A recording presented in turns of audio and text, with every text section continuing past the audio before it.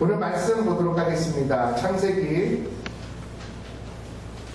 31장 38절에서 42절의 말씀입니다. 창세기 31장 38절에서 42절. 저와 한 절씩 교독하도록 하시겠습니다. 내가 이 20년을 외삼촌과 함께 하였거니와 외삼촌의 암양들이나 암염소들이 낙태하지 아니하였고 또 외삼촌의 양떼의 순양을 내가 먹지 아니하였으며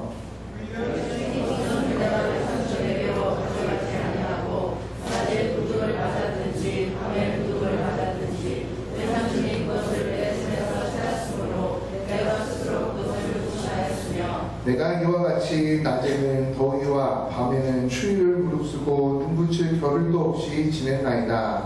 내가 외삼촌의 이 20년 동안 외삼촌의 딸을 위하여 식사하여 외삼촌의 양떼를 위하여 6년을 외삼촌에게 봉사하였거니와 외삼촌께서 내 봉사를 10번이나 바꾸셨으며. 다 같이 읽을까요?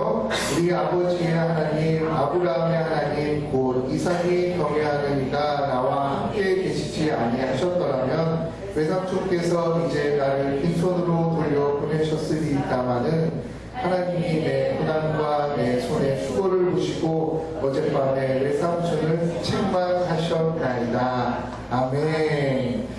고난 중에도 복이 있다라는 말씀으로 김희정 목사님 나오셔서 말씀 전해주실 때 많은 은혜 받으시기 바랍니다. 이제 지난주까지 저희가 이제 야곱에 대해서 쭉 살펴보면서 야곱의 탄생에서부터 야곱이 이제 그 형 에서를 속이고 장자의 축복권을 빼앗아가지고 강탈하는 바람에 에서가 이제 그 야곱 너 잡히기만 해봐라 내가 너를 죽여버리겠다 이런 결단을 하는 그 마음을 이제 리브가가 알고 서둘러서 야곱을 도망을 보냅니다. 도망을 보내면서 갈 곳이 없으니까 저 먼 길 라반의 집까지 가라고 해요. 근데 그 라반의 집이 1000km가 넘는 거리인데 부산을 왕복해도 더 가야 하는 만큼의 그 거리를 야곱이 떠나면서 베델에서 이제 인생의 분기점을 맞는 하나님을 만나서 이제 그 하나님이 나의 하나님임을 함께 하심을 확증하는 내용까지 이제 지난번에 말씀을 드렸고 오늘 읽은 내용은 창세기 29장에서 31장까지의 내용 중에서 한 부분을 라반의 집에 있다가 나오면서 라반이 이제 또 죽이겠다고 쫓아온 거를 만나서 이제 하소연하는 내용이 오늘 읽은 본문의 내용입니다. 이제 그동안에 있었던 내용을 여러분에게 좀 설명을 드리면 이제 고향을 떠나왔던 야곱이 이제 거의 그 라반의 집 근처까지 왔을 때 한 우물에 앉게 됩니다. 근데 그 우물에 앉아서 그 낯선 사람이 이제 와서 앉아 있으니까 거기 이제 그 양에게 목을 죽이게 하려고 와 있던 목자들이 있었어요. 그 사람들에게 당신은 어디서 왔느냐 하고 야곱이 물어보니까 라반이 사는 동네에서 온 사람들인 거예요. 너무 순적하게 그 사람을 만났죠. 자기가 가야 하는. 그러면서 자기가 라반이라는 사람을 만나러 가야 한다라는 이야기를 하자 이제 그 집의 딸인 라헬이 곧 양떼를 몰고 올 것이다. 이 우물에. 그래서 라헬을 딱 만나서 라반의 집으로 갔어요. 그 라반의 집에 가서 머물면서 이제 그 처음 만났던 라헬과 사랑에 빠지게 됩니다. 그래서 이 라헬을 아내가 얻기 위해서 내가 무엇을 하면 되겠냐 그랬더니 그 라헬의 아버지였던 외삼촌인 라반이 네가 7년 동안 나를 위해서 봉사를 해라. 그러니까 무임으로 일을 하라는 거야. 양을 먹이고 입히고 하는 일을 하라는 거예요. 그 일을 하면 내가 내 딸을 너에게 아내로 주겠다. 그래서 7년 동안 이 야곱이 아무것도 받지 않고 일을 합니다. 그리고 7년째 되는 날에 이제 결혼식을 열어주는데 옛날의 풍습에는 이렇게 뭐 벌건 대낮에 이렇게 결혼을 하는 그런 풍습이 아니었나 봐요. 깜깜할 때 아내를 넣어줬는데 라헬인지 알고 그 결혼을 마치고 잠자리를 하고 나서 아침에 뚝 일어나다 보니까 너는 누구냐 이건 거죠. 라헬이 아니라 그 언니였던 레아가 들어온 거예요. 근데 성경에도 레아는 그 눈이 알력이 좋지 못하다고 나와요. 그러니까 눈이 청명하지 못하다는 얘기는 그게 아름답지 않다는 거예요. 아름답지 않으니까 동생이 라헬하고 사랑에 빠졌었겠죠. 근데 어쨌든 야곱은 속은 거예요. 라헬을 위해서 7년을 봉사했는데 라헬이 아니라 레아를 아내로 얻게 된 거예요. 그러자 이제 라반이 또 그 이제 그 말 잘하는 입술을 가지고 우리 고향에서는 동생을 먼저 보내는 법이 없다 하면서 이제 내가 그러면 진짜 이제 라헬을 줄 테니까 일주일 후에 내가 라헬하고 결혼할 수 있도록 해주겠다. 그러니까 앞으로 7년을 나를 위해서 또 무임으로 일을 해라. 그래서 어쩔 수 없이 오케이 하고 토탈 14년을 아내 라헬을 얻기 위하여서 이제 그 라반의 집에서 봉사하는 일을 하게 됩니다. 그리고 나서 오늘 읽은 본문처럼 6년을 또 그 라반의 양떼를 키워주기 위하여서 봉사를 하고 20년이 되었을 때 라헬이 말하자면 이제 요셉을 낳았을 때예요. 근데 이제 결혼을 하고 어떻게 됐냐면 원치 않았던 레아랑 결혼을 했잖아요. 그러니까 그 야곱이 아내 라헬만을 사랑을 했어요. 첫 번째 아내 레아를 사랑하지 않고 하나님이 불쌍히 여겨주셔서 이 레아의 태문을 열어주신 거예요. 그러니까 라헬은 임신하지 못하고 레아는 계속해서 아들을 낳게 됩니다. 4명의 아들을 낳게 되자 이제 그것을 보던 이 라헬이 열받았어요. 자기는 아기를 낳고 싶은데 아기를 못 낳으니까 막 바가지를 긁는 거예요, 야곱을. 그러니까 야곱이 나도 어쩌란 말이냐, 하나님이 주셔야 되는 거를. 그러자 이제 라헬이 자기의 여종을 남편에게 줘서, 말하자면 우리로 치면 이제 대리모 시바지 같은 식으로 줘서, 대리모가 아니죠, 시바지인 거죠. 우리로 치면 옛날 고대 풍습에 의하면 그렇게 줘서 아내를 삼게 해요. 그렇게 해서 아이를 낳자 이번에 이제 또 밀렸던 레아가 이렇게 또 밀리면 안 되는데 하고는 자기 레아의 여종, 몸종이었던 또 빌하라고 하는 그 여종을 또 야곱에게 들여보냅니다. 그렇게 해서 또 아이를 낳아요. 그냥 세 통을 아이를 낳은 거예요. 레아의 아이를 낳고 또 라헬의 여종의 아이를 낳고 또 레아의 여종의 아이를 낳고, 그리고 나서 후반부에 라헬이 간신히 낳은 아들이 요셉이에요. 지난주에 우리 그 강목사님이 설교하셨던. 그래서 요셉이 11번째 아들이에요. 그 위로 10명이나 아들을 낳고 11번째 간신히 이제 아들을 낳았는데, 그게 라헬이, 사랑하는 아내였던 라헬이 낳은 요셉을 낳았을 때 야곱이 이런 마음을 먹어요. 아, 이제 떠나야겠다. 내가 나의 가족과 내가 그동안에 이끌렸던 그 나의 재산과 이런 것들을 가지고 떠나야겠다라고 이제 이별을 준비하자 이제 호락호락하게 라반이 보내주질 않는 거예요. 왜냐하면 야곱이 있을 때 자기가 너무 부자가 된 거예요. 너무 양도 잘 봐주고 너무 좋았는데 간다고 하니까 도저히 안 되겠는 거죠.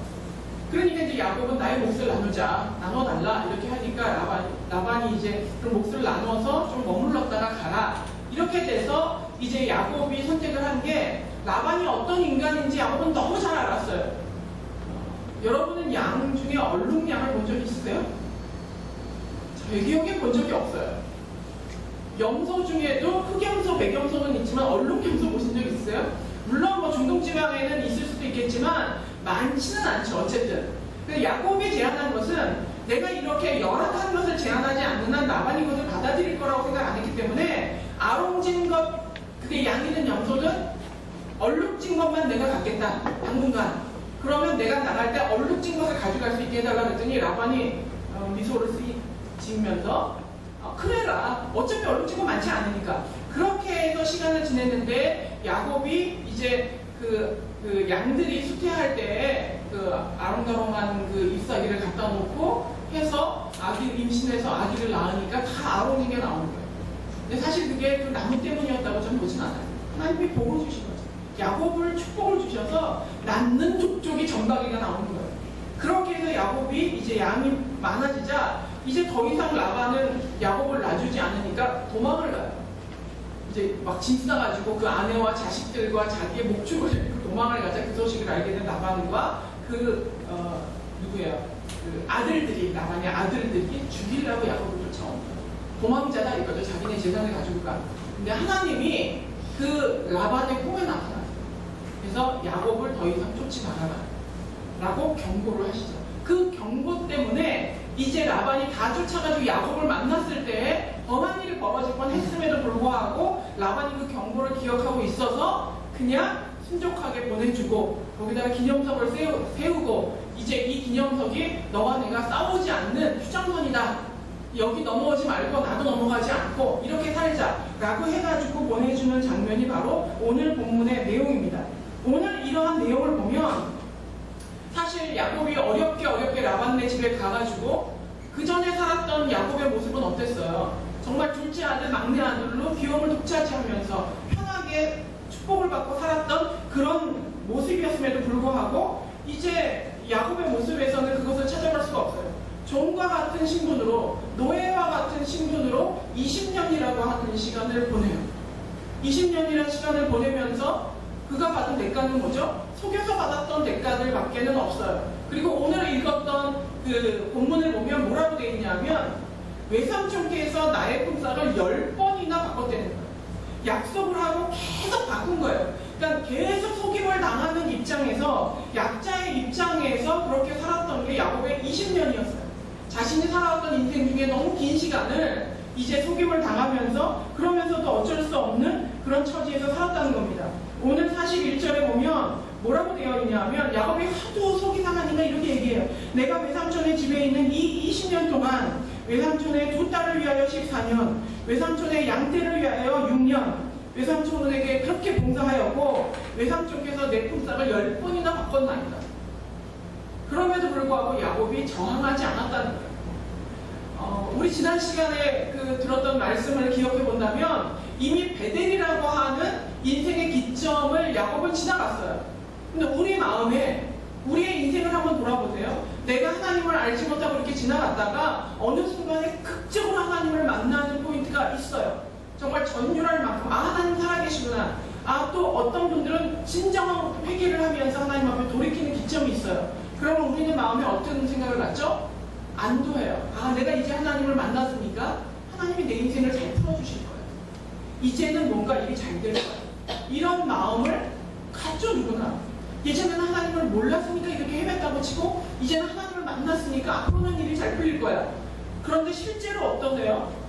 하나님을 그렇게 극적으로 만나고 내가 이런 깨달음이 없었구나, 내가 이걸 깨달았구나 하고 나면 그 이후에 모든 일이 잘 풀리나요? 저의 경우는 그렇지 않았어요. 하나님을 그렇게 극적으로 만나도 내가 생각한 것만큼, 내가 기대했던 것만큼 일이 술술술 풀리진 않았던 거예요. 오늘 야곱도 마찬가지예요. 베델에서 사닥다리에서 천사가 오르내리는 것을 보고 하나님의 음성을 듣고 하나님 눈으로 봤음에도 불구하고 그에게 주어졌던 20년은 어떤 거였어요? 속임을 당하고 노예처럼 부림을 당하고 내가 원했던 것을 얻기 위해서 내가 생각하는 것보다 너무 큰 대가를 지불하는 거예요. 7년이라는 시간이 짧은가요? 그 7년을 그렇게 봉사했는데 레아를 얻었어요. 그리고 또 7년을 일해서 얻는 그 아내가 라헬이 되게 되었어요. 그 14년의 시간, 그걸로 끝난 게 아니라 또 6년이라는 시간이 있었어요. 20년을 레아를 가지고 몰았더라면 훨씬 더 거부가 될 수도 있었는데 이 라반에게 약자의 입장에서 속임을 당하면서 지냈던 시간이 20년이라는 시간이고 그것을 야곱은 호소해요. 그럼 야곱에게 변화는 없었냐? 변화는 있었어요. 야곱은 이제 더 이상 사람을 속이지 아니하고 어쨌든 성실하게 최선을 다하면서 자기에게 주어진 여건 속에서 살려고 노력을 했어요. 그러니 환경이 변했냐? 환경은 변하지 않아요. 여전히도 고난의 환경이고 여전히도 약자의 자리에서 어쩔 수 없이 주어진 것들을 받으면서 살게 되었다는 겁니다. 우리는 지금 양을 치지는 않지만 우리도 때로는 나에게 불가항력적인 약자의 자리에 갈 때가 있어요. 직장을 옮겨서 내가 부하 직원이 되었는데 나를 이 다스리는 상사의 모습이 라반과 같은 모습을 가진 사람을 만날 수도 있어요. 또 좋지 못한 가정 환경에서 자라난 자녀들의 같은 경우에 부모의 학대나 부모가 온전하지 못한 교육을 시켰을 때 자녀의 입장에서는 그것을 받아들일 수밖에 없는 약자의 자리에 갈 때가 있어요. 혹은 나에게 질병이 오거나 어려움이 왔을 때 내가 태어나면서부터 가난해서 일평생 가난에 취해져 있을 때 혹은 친구들로부터 왕따를 당할 때 사회적으로 약자의 입장에 섰을 때 원하지 않지만 내가 그 어려움을 받아들이면서 살아야 되는 그 시점이 있다는 겁니다. 야곱이 그러한 모습으로 20년이라고 하는 시간을 보냈다는 거예요. 그러면 문제는 그게 다였겠냐는 거죠. 정말로 야곱에게 있어서 그 인생에서 고난이라고 하는 것만 100% 있었냐는 거예요. 그 20년 동안. 그렇지 않았다는 거예요. 고난 중에도 하나님의 은혜가 있었다는 거예요. 그 은혜가 무엇이냐 하면 첫 번째가 고난으로 시작해서 이제 추방자로 떠나가는 그 길 가운데 하나님이 만나야 하는 사람을 순적하게 만나는 축복을 주셨어요. 그가 라반의 식구를 찾으라고 혈안이 데려간 것이 아니라 그 지방의 어근의 근처에 도착하자마자 그 동네 사람을 만났고 자기의 첫사랑이며 자기의 일평생 사랑했던 아내였던 라헬을 가장 처음으로 대면하는 일을 만나게 됩니다. 찾으려고 노력했던 것이 아니었음에도 불구하고 하나님이 마치 그들을 이 야곱의 앞에다가 데려다 놓는 것처럼 만남의 축복을 허락해 주신다는 거예요. 야곱의 인생이 집에서 쫓겨난 이후로 20년 동안 끊임없는 고난의 시간을 보내지만 그 가운데 하나님이 만남의 축복을 허락해 주셨다는 거예요. 우리도 어쩌면 아직은 내가 약자의 입장에서 아직은 어려운 고통의 터널 가운데를 지나고 있을지라도 고통만 있는 것이 아니라 하나님이 만나야 하는 축복의 사람을 만나게 하는 그 만남의 축복을 허락해 주신다는 거예요. 그것이 하나님이 고난 중에도 우리와 함께 해주신다는 증거라는 사실입니다. 두 번째는 고난의 생활 속에서 하늘의 복을 하나님이 내려주신다는 거예요. 희한하게도 종과 같은 입장에 있었지만 야곱이 손을 대는 곳마다 번성하는 거예요. 물론 그 많은 이물은 라반이 가지고 갔죠. 어떤 인물도 떠오르세요? 야곱의 아들이었던 요셉도 애굽에 갔을 때 그 일을 겪어요. 종의 입장이었지만 성경에 뭐라고 나와 있냐 하면 요셉 때문에 바로의 그 신하였죠. 바로의 신하의 집에 노예로 있었잖아요. 그 집에 밭에까지 복을 받는 거예요. 근데 누구 때문에요? 요셉 때문에. 근데 오늘 본문에 나와 있는 요셉의 아버지였던 이 야곱도 야곱 때문에 라반이 복을 받는 거예요. 야곱 때문에 양이 늘어나고 염소가 늘어나고 집에 어려움이 없어지는 거예요. 노예의 신분인데도 종과 같은 신분인데도 이런 일이 일어나는 건 뭐죠? 우리가 고난 중에 고난의 터널을 지날 때도 나 때문에 하나님으로부터 복을 받는 일이 있다는 거예요. 나에게 오는 하늘의 복이 있다는 거예요. 이제 마지막으로 있는 또 세 번째 복은 뭐냐 하면 종이라고 하는 위치가 가진 것이 없어요. 어찌 보면 우리가 이 사회에서 내 지금의 여건을 돌이켜보면 어떤 사람은 학생으로 경제적인 여력도 없고 아무런 시간적인 여유도 없고 이럴 수 있고 어떤 사람은 너무 가난해서 어떤 사람은 약자의 위치에서 너무 말단 직원이어서 내 환경이 좋지 못한 가운데 있을 수도 있어요. 그럼에도 불구하고 그 사람을 통해서 하나님이 복을 주신다. 종을 통해서 하나님이 복을 주신다. 나아만 장군이 누구를 통해서 자신의 인생이 바뀌었죠? 한 계집종의 이 고백을 통하여서 그 자기가 입고 있던 한센시병, 옛날 성경으로는 문둥병이라고 나와 있는 그 병을 고침받게 됩니다. 나라고 하는 사람이 하나님의 사역자로 일꾼으로 쓰임받을 수 있는 일이 나의 위치랑 상관없이 있을 수 있다는 겁니다. 다른 것이 사역이 아니라 나를 통하여서 나와 함께 있는 사람이 즐거워지고 기뻐지고 행복해질 수 있다면 그게 사역이라는 거예요. 우리는 생각에 내가 목사로 헌신하고 뭐 장로님이 되고 권사님이 되고 내가 무슨 선교사가 되고 이래야 하나님의 일꾼이다 라고 생각할지 모르겠지만 실제로는 그렇지 않아요. 여러분이 존재함으로 여러분의 가정은 어떠세요? 나만 들어가면 분위기 싸해지고 디프레스되고 이러세요? 아니면 나만 들어가면 처져있던 아이들도 기쁨이 넘쳐나고 나만 들어가면 행복해지세요? 여러분이 있어서 여러분이 일하는 회사는 어떠세요? 여러분이 있어서 여러분이 만나는 주변의 친구들은 어떠세요? 우리 이 교회에도 사람마다 그 색깔이 다르고 풍기는 게 달라요. 그러니까 어떤 사람이 들어오면 정말 침울해질 수도 있고 어떤 사람이 들어오면 또 밝아질 수도 있어요. 그런 것처럼 여러분이라고 하는 저를 포함한 저와 여러분이 가는 그곳에서 나를 통한 하나님의 향기가 나를 통한 하나님의 은혜가 행복이라는 모습으로 드러나고 있냐는 거예요. 만약에 그렇지 않다면 우리는 아무리 제가 목사라는 직책을 가지고 있어도 집사라는 직책을 가지고 있어도 하나님의 일꾼이라고 하기 어렵다. 야곱은 자신의 신분이 종과 같은 베릴사이와 같은 보잘것없는 모습으로 살고 있었지만 그 야곱을 통하여서 라반의 집안의 모든 목의 통로가 야곱이라고 하는 입구를 통해서 지나가는 거예요. 그게 바로 우리가 오늘날 해야 하는 일이에요. 예수 그리스도를 믿는 하나님의 자녀라는 이름을 가지고 살 때 우리가 해야 되는 것은 조금 더 높은 직분, 조금 더 높은 경력을 갖는 것이 아니라 나를 통하여서 나를 만나는 사람이 행복해지고 나를 만나는 사람이 복음 때문에 힘을 얻고 나를 만나는 사람이 하나님과 더 가까워지는 것, 그것이 바로 우리가 해야 하는 일이라는 겁니다. 이제 동영상을 하나 보실 텐데요. 저는 아주 여러 번 본 장면이에요. 근데 여러분도 아마도 익숙하신 한 번쯤은 보셨을 만한 이 동영상이지만 한번 다시 보시면서 오늘 말씀과 같이 연결해서 의미를 찾아보려고 합니다.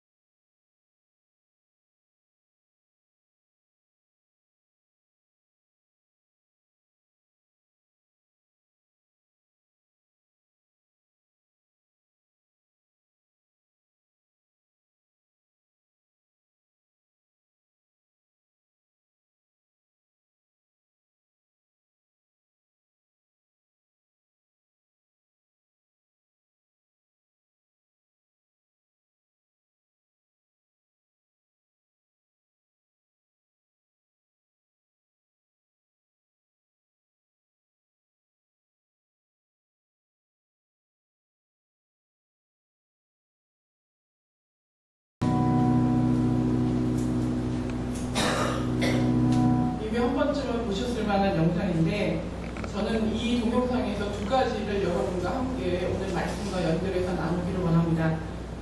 첫 번째는 지하철에서 최고의 연주를 들을 수 있을 거라고 아무도 기대하지 않았기 때문에 지나쳤던 그 연주를 한번 생각을 해봤으면 좋겠어요. 40억짜리 바이올린을 가지고 턱시도 정장을 입고 그 한예기 홀이나 이런 곳에 가서 정말 우리나라 돈으로 10몇만 원 정도의 것을 지불을 하고도 볼까 말까 한, 매진이 돼서 볼까 말까 그랬던 연주가 지하철역에서 울려 퍼지는데도 아무도 돌아다보지 않는 거예요. 어찌 보면 우리의 인생에서 이렇게 지금 이것이 중요하다라고 하는 것을 설명하는 게 돈이어서 참 안타까운데요. 그래야 우리는 쉽게 옵니다. 이렇게 유명한 사람, 이렇게 큰 대가를 지불해야 만날 수 있는 사람이 지하철역에서 연주할 거라고 누구도 생각하지 않아요. 근데 우리 인생 속에 그런 일이 너무 많다는 거예요. 내가 매일 만나는 사람들, 어찌 보면 내가 원했으면 정말 너무나 큰 대가를 지불해야 만날 수 있는 사람일 수도 있어요. 제가 예전에 오셨던 담임 목사님이 유명하신데 교육자회의 때 그런 얘기를 하시더라고요. 자기네 집 애들이 자기를 얼마나 깔보는지 알 수가 없다는 거예요. 우리는 그분이랑 밥 한 번만 먹으면 소원이 없겠어요. 지나가다가 마주치기만 해도 오늘 정말 너무 행운이었다 이러는데 아주 그 사춘기 접어든 애들이 아빠를 얼마나 무시해야 되는지 정말 볼 수가 없다는 거예요. 근데 어떻게 아무리 설득을 해도 안 되는 거예요. 부모 자식 간에 그게 되지를 않아요.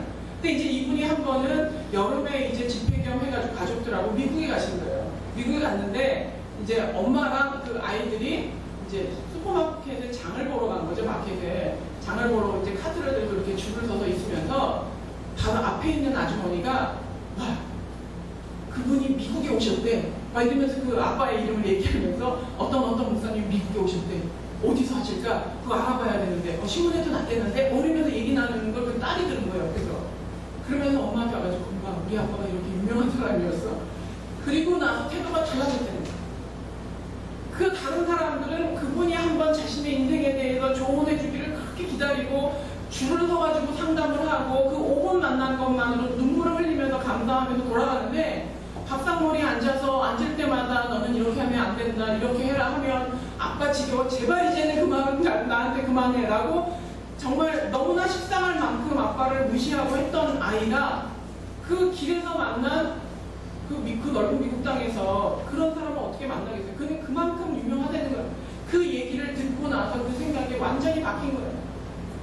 그 모습처럼 우리가 때로는 우리의 부모를, 나의 친구를, 내가 만나고 있는 이 사람을, 이 환경을, 내게 주어져 있는 경제적인 여건과 이 모든 것들을 마치 지하철에 뭐가 있겠어? 내 인생에 뭐가 있겠어?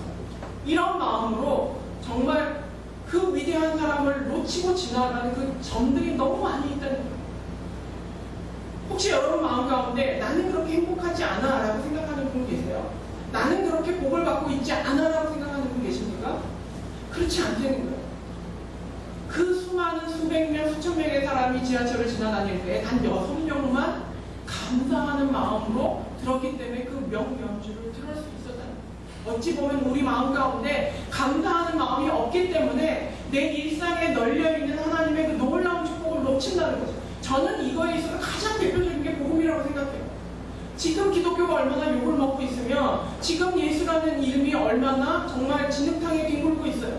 사람들은 이게 공짜라는 이유 때문에 진짜 웃긴다 니네들을 내가 싫다는데 왜 자꾸 권하냐 이래요. 공짜라는 것 때문에 단지 비교해보세요. 신이 이 땅에 왔는데 40억짜리 바이올린을 가지고 카네기홀에서 연주했던 그 천재의 연주보다 못할까요? 그거랑 비교할 수 있을 정도밖에 안 될까요? 그 이상 몇천 배, 몇만 배나 되는 은혜임에도 불구하고 우리는 일상에서 그거를 정말로 돌멩이처럼 여기면서 살고 있다는 거예요. 우리의 일상을 뒤돌아보면 내가 만나고 있는 사람과 내가 만나고 있는 이 여건과 이 은혜가 정말로 우리에게 얼마나 감사한 것인지를 알 수 있다는 겁니다. 아침마다 저희는 이제 8시에 와서 여기 장소를 정비를 합니다. 이제 회사에서 무료로 빌려주셔가지고 저희가 쓰고 있는데 실제로 목회를 하는 입장에서 보면 불편한 것이 한두 가지가 아니에요. 와서 보면 또 바뀌어있고 와서 보면 또 바뀌어있고 이거를 어떻게 어느 날은 의자가 싹 없어요. 그러면 전층을 다니면서 의자가 어디 있는지 찾아야 되고 어느 날은 뭐 마이크 때도 없고 어떤 날은 마이크도 없고 막 그래요. 그러면 막 수소문해가지고 해야 돼요. 배치도 맨날 바뀌고. 그런데 그런 불편함이 있을 때마다 느끼는 것은 누구는 정말 이런 장소를 얻지 못해서 눈물로 수면을 기도하는 사람이 있을 거라는 거예요. 어떤 목사에게는 일평생 한 번이라도 들어가 보고 싶은 아름다운 장소일 수 있다는 거예요. 그 마음을 가질 때 내게 처해져 있는 이 여건에 대하여서 정말로 감사한 그 원래의 이것이 가치가 얼마나 대단한 것인가를 알게 된다는 겁니다. 제가 맨날 농담으로 저희 아이들한테 밥을 먹으면서 가끔가다 하는 얘기가 야, 얼마나 니들은 감사하냐. 엄마랑 밥 먹고 싶어서 주변 사람 너무나 많다. 근데 너희는 매일 심지어는 내가 차려주잖아. 막 이러면서 정말 이렇게 허풍을 떨 때가 있는데 그거는 농담인 것이고 우리 주변에 있는 여러분의 아내, 여러분의 남편, 우리 아이들 누군가에게는 제발 저렇게 예쁘고 저렇게 말 잘 듣고 저렇게 건강한 아이가 나의 아이였으면 하고 바라는 사람이 너무나 많을 수 있대요. 저렇게 건전한 남편이 나의 남편이었으면 저렇게 건전한 아내가 나의 아내였으면 이런 마음을 가지고 있는 사람들에 비하면 우리는 어쩌면 이 지하철역에서 스쳐 지나가는 그 사람처럼 너무 많은 행복을 외면한 채 살고 있기 때문에 내 인생은 고난으로 점철되어 있다라고 좌절하고 있는 건 아닌지 모르겠다는 말씀입니다. 두 번째, 오늘 이 동영상에서 제가 함께 나누고 싶은 우리의 인생과 이 말씀과 함께 나누고 싶은 것은 제가 처음 저 동영상을 봤을 때는 초창기였어요. 그때는 하얀 도화지에다가 이 사람이 검정색 붓을 가지고 그림을 그리는 장면이었어요. 보셔도 아시겠지만 좀 오버하잖아요. 그죠? 뭐 이거 칠하는데 뭐 저렇게 붓을 틀었다 놨다 털었다 뭐 정말 쇼를 하면서 야 저건 오버하다. 제가 처음 저 동영상을 봤을 때 해도 너무하네. 저건 너무 쇼맨십이 강하네. 이런 마음이 들었어요. 그리고 저게 무슨 그림이 될까? 하얀 도화지를 넘쳐놓는 것 같아요. 먹물과 같은 까만색으로 막 여기 점찍고 저기 점찍고 저기 점찍고 할 때 야, 정말 뒤에 가서 얼마나 창피하려고 저렇게 쇼를 하면서 저렇게 그림을 그리나 이런 마음이 들었는데 마지막 순간에 그림을 확 돌리잖아요. 돌렸을 때 우리 안에 그 예수님의 모습이 확 들어와요. 저는 저 동영상을 그 하얀 바탕에다가 먹물로 칠할 때에 저 그림 망치고 있는 거 아닌가 이런 걱정의 마음이 들어요. 그리고 나서 이렇게 봐야 되나 저렇게 봐야 되나 했는데 처음 볼 때는 그 쫙 뒤집는 게 되게 신선했었어요. 오늘 처음 보신 분은 신선하실 수 있을 텐데 보신 분은 좀 식상하시겠지만 그때 제 마음에 깨달음이 났던 게 뭐냐 하면 우리 인생을 향한 하나님의 선택이었어요. 쓸데없는 짓 하는 것 같아요. 너무 오버하시는 것 같아요. 여기 이렇게 이 깨끗한 흰 바탕에다가 이렇게 먹물을 쳐 발라놓으면 안 될 것 같아요. 이러다가 죽도 밥도 안 되고 내 인생 다 망가질 것 같아요. 그런데 마지막 순간에 그 그림을 뒤집는 순간에 너무나 완벽한 한복의 아름다운 예수님의 모습이 드러나는 것을 보면서 전율을 느끼는 거예요. 오늘 이 20년이 넘는 야곱의 인생을 바라보면요. 마치 인생에 흙탕물을 뿌려놓는 것 같아요. 7년이라는 먹물을 쏟아붓고 또 7년이라는 먹물을 쏟아붓고 또 6년이라는 먹물을 쏟아붓고 또 10번이나 번복되는 그 대가에 대한 거짓말을 경험하면서 내 인생은 이렇게 마감이 되는구나 이런 마음이 들 수 있다는 거예요. 여러분의 인생은 어떠세요? 저는 이 그림을 보기 훨씬 이전 어렸을 때부터 어떤 마음으로 하나님과 저의 인생을 이해해 왔냐 하면 예전에도 한번 말씀드린 것 같은데 하나님은 화가이고 내 인생은 어떤 하나의 화폭인데 하나님은 저를 향하여서 어떤 걸작품을 예상하고 계신 거예요. 여러분도 마찬가지죠. 명품의 아름다운 그림을 예상하고 계신데 저는 너무 눈이 작아서 그 큰 그림을 볼 수가 없어요. 어느 날 하나님이 여기다가 깜짝대를 칠해라. 여기다가 칠하면 안 될 것 같아요. 인생을 반 넘게 살아온 걸 보면 이거는 대충 뭐 꽃받치거나 뭐거나 뭐 이런 거 같으면 여기는 이 색이 들어갈 것 같은데 하나님이 파란색이어야 될 것 같은 데다 빨간색을 칠하라고. 빨간색이어야 될 것 같은 데다 노란색을 칠하라고. 저에게 일방적으로 명령하세요. 제가 볼 땐 안 맞아요. 내 인생의 그림에 너무 맞아요. 순서도 안 맞고 여기에 이게 들어가가지고는 뭐가 나올 수 없을 것 같아요. 그럴 때마다 제 마음에는 나는 모르는 거야. 나는 화가가 아니니까. 하나님이 하라는 대로 시켜서 그 색깔을 발라야지. 이를 악물고 어떨 때는 바르고 어떨 때는 눈물을 흘리면서 발라요. 어떨 때는 아무 생각 없이 발라요. 그게 저에게는 순종이라는 이름이었어요. 내 인생의 어떤 시기 가운데 하나님이 먹칠을 해놓을 때 그 먹칠을 눈물로 칠해놓는 거예요. 그리고 내 인생 가운데 또 다른 색을 칠할 때 납득되지 않지만 그걸 또 칠하는 거예요. 저에게는 그게 순종이라는 이름으로 여기까지 왔어요.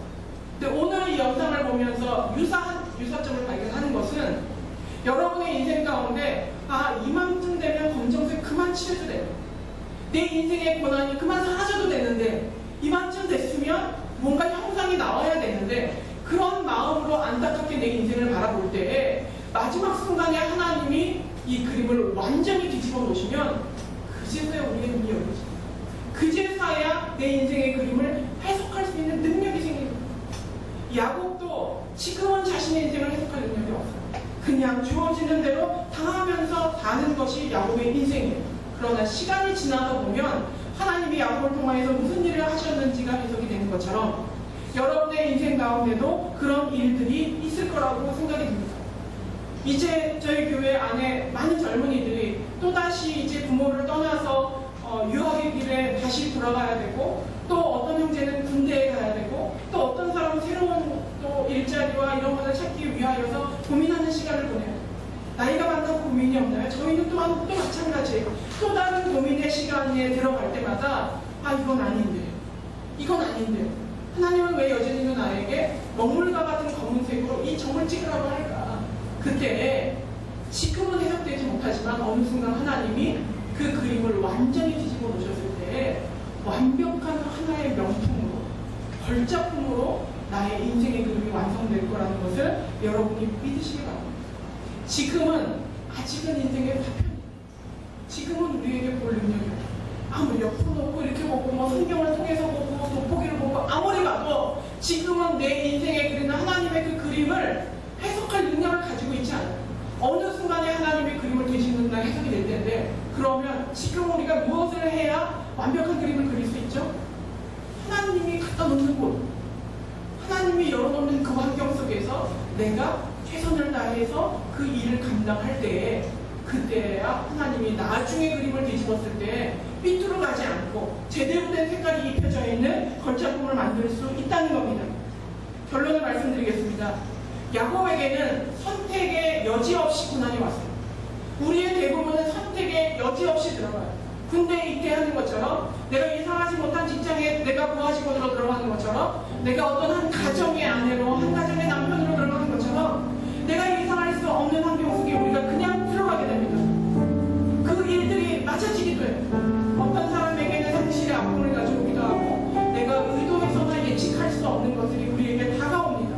그리고 그것이 우리에게 필요해 보여요. 그리고 내 인생의 오점인 것처럼 보여요. 절대로 오점이 아니라는 어떤 한 점도 하나님은 의미 없이 우리 인생에 찍지 않으신다는 것을 기억하시기 바랍니다. 지금 하나님은 여러분의 인생에 어떤 점을 찍고 계신가요? 때로는 그 점이 나에게는 고통스러울 수 있고 때로는 이해가 가지 않을 수 있어요. 하지만 하나님은 실수가 없으십니다. 우리는 기다려야 해요. 하나님의 그림을 뒤집으시는 그날까지 충성스럽게 하나님이 찍어주신 그 점을 지키면서 기다려야 됩니다. 그때 기억해야 되는 것이 하나 있는데 고난은 하나님이 나를 버렸다라고 하는 증거가 아닌 겁니다. 고난은 하나님과 단절되어서는 의미가 아닙니다. 야곱이 비록 비천한 신분 속에 있었지만 하나님은 늘 함께 하셨습니다. 지금 여러분이 터널을 지나가고 있지만 하나님이 여러분을 혼자 감시하지 않는다는 거예요. 터널 속에도 하나님은 계시고 터널 밖에도 하나님은 계시고 그 하나님을 믿으시면서 우리의 인생 가운데 점을 찍으시는 그것을 큰 그림으로 바라보시고 그리고 지하철역에 아무나 돈 구걸하려고 있는 것처럼 보이는 그 속에도 정말로 내가 접할 수 없는 놀라운 명연주가 있는 걸 꼭 기억하고 오늘 집에 돌아가면서 내가 흘려보냈던 명연주는 무엇인가 내가 놓쳐버렸던 큰 축복은 무엇인가를 보신다면 고난주에도 복이 있다는 거예요. 고난주에는 완벽하게 고난만 있는 것이 아니라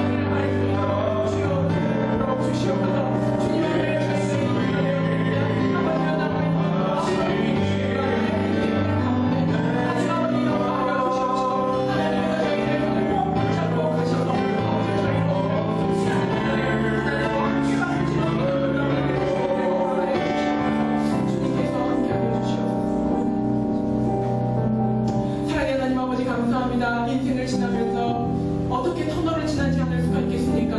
어떤 이는 이제 터널을 들어가야 되는 사람이 있고, 어떤 이는 터널의 말미에 나와 있는 사람이 있고, 어떤 사람은 터널의 한중간에서 끝도 보이지 않는 곳에서 포기하고 싶은 마음 가운데 있는 사람도 있습니다. 하나님 아버지, 그러나 고난 중에도 하늘의 복이 있다는 것을 잊지 말게 하여 주시옵소서. 고난은 하나님과의 단절이 아니라 오히려 하나님과 밀착된 관계이며 함께 하시는 걸 기억하게 하여 주셔서 내 주변에 수없이 널려있는 지하철에 있는 명변주와 같은 것들을 찾아내어 매 순간순간 감사하며 하나님과 손잡고 이 고난의 터널을 지나갈 수 있는 은혜를 베풀어 주시옵소서. 하나님이 나의 이 화목의 그림을 뒤집어 엎으시는 날 너무나도 아름답고 놀라운 걸작품으로 변화될 줄로 믿습니다. 지금은 과정 중이기 때문에 이해할 수 없지만 순종하는 마음으로 그림을 그립니다.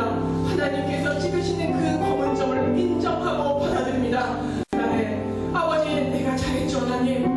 하나님, 저희 열심히 했습니다라고 함께 박수치며 칭찬받을 수 있는 그날이 될 수 있도록 오늘 하루를 또 열심히 사는 저희 되도록 주여 은혜를 베풀어 주시옵소서.